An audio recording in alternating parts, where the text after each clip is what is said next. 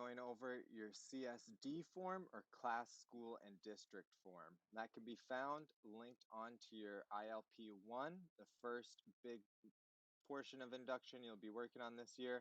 The very top section is your class, school, and district orientation. There's a form there. You can open it, make a copy to your Google Drive, and it will look like this. So the information at the top is the same. Then it's going to have a bunch of different questions on here, some spaces for you to fill in information, get more familiar with your students and your school site and even your district, so that if questions come up or you have problems with things, you're a little more familiar with what help your students might need or what help might be available to you around your school site or your district. A good idea for completing some of this would be to talk to your mentor. They've probably worked on a lot of these things and interacted with a lot of these people throughout their time. It could also be helpful if there are a few new people at your site to work together. If there's a year two at your site, they would have a lot of this information and could help you get started with it as well. So you'll fill in your students' names and date of birth. That can usually be found in PowerSchool or Illuminate or iReady. So basically, you're just going to get information from those places.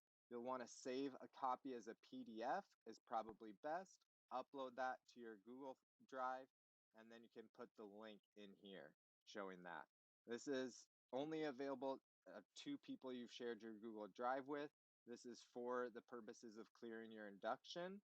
So you don't need to worry about this shouldn't be posted publicly anywhere. All the privacy things go along with us for induction. Family contact information would be posted in there. Any English language levels or CELT scores, another document would be added in. Any students that have IEPs, 504s, or GATE plans, a list of those students. Again, familiarizing yourself with how you can support the students who are in your class for this year and the needs they might have. Academic levels, iReady results, and then medical alerts. Want to include lists of all those. Management plan, how you're going to manage your classroom. This may be a little different and more creative with our Zoom this year. So you could talk about your expectations. Maybe you've made a Google slide sharing those expectations with families. That would be a great place to put in, and then explain the strategies you're using, how you think this is going to help maximize your instruction time or minimize student disruptions. Your classroom layout could be the classroom that you've prepared physically, and also your Zoom classroom, how you've chosen to set that up. Again, providing a rationale or explanation for those things. Ways you're communicating with parents, what platforms you might be using for that. You could share a few examples of what that is. Your explanation for why you're working with some of those strategies using Google Classroom and messaging parents or Seesaw, maybe that those are provided to you for your site or by your district. And then information about your school calendar. That can be a link to the school calendar, any district or school distinctives. So if you're at a Title I school, if you're at a charter school, if your school has gotten a Golden Bell or California Distinguished Recognition, any school-wide programs that you might use, PBIS, AVID, RTI, the school-wide discipline approaches, and who your coach or leadership team for PBIS would be. Again, if you have questions, they can help provide some resources for you. Technology that's available to students, and then technology that's available to you. That could be the devices they're using, whether that's Chromebooks or iPads. That could also be apps or things that students can use or that you can use for instruction. Then always important to know the people around you who are working with you. So you'll just type in a list of those names so that you know who to go to if you have a question for the school psychologist or school social worker. If you need some help figuring out lunch or ordering lunches for a field trip that hopefully you can take, getting all that information in there.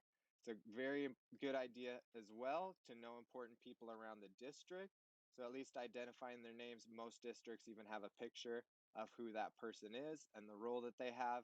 If you need support with certain things from your district, then these are going to be important things to know as well. Some district initiatives could be Marzano training, writers workshop, CGI, NGSS, all those things that your site is specifically working on. Those are things that are going to be important for you to know. That often goes along with trainings that you have or may have had. Those are usually school and district initiatives. Once that's completed, your mentor will look it over and you're done with your class, school, and district information. I hope that can be a handy resource to you as you go throughout the year. And if you need support, have some great people to talk to you.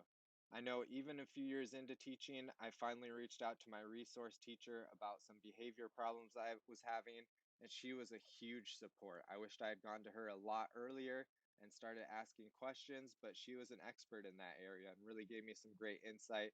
So make sure you know who these people are, but also be willing to ask questions. And a lot of them have a role to help support you and are great at what they do. So don't be afraid to reach out and get some help from them. If you have questions about completing this form, check in with your mentor or make sure you reach out to our induction team.